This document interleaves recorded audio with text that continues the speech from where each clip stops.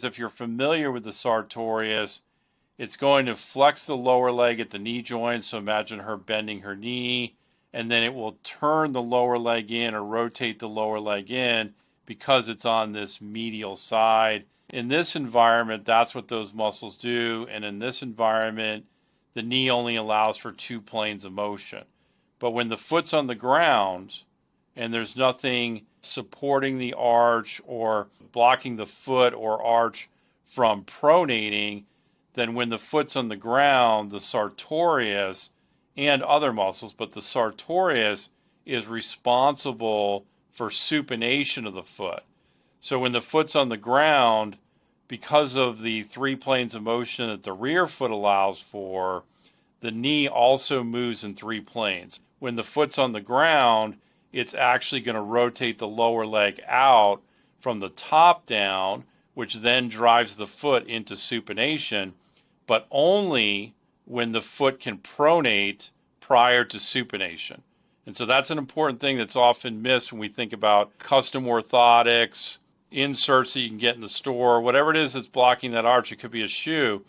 The foot can't pronate, and if it can't pronate, it can't supinate.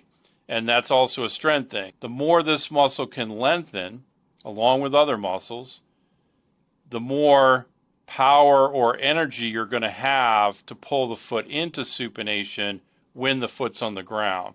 Because I'm addressing this muscle, the sartorius, in a way that allows it to function to the best of its ability, if she has a shoe on, whether she's walking or running, whatever she's doing, if the shoe's flexible enough to allow her foot to pronate, then this muscle is going to help her foot to supinate.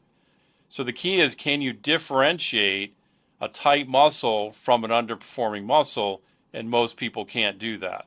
So what we're doing here today, we're not releasing the muscle, we're actually improving the neurological input to the muscle so that when her foot's on the ground, she actually has a foot that's capable of turning over, meaning supination, better than it was when we started.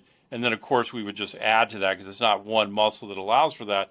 But I'm trying to point out the difference between releasing muscles and actually getting muscles to accelerate the foot into what we would call supination.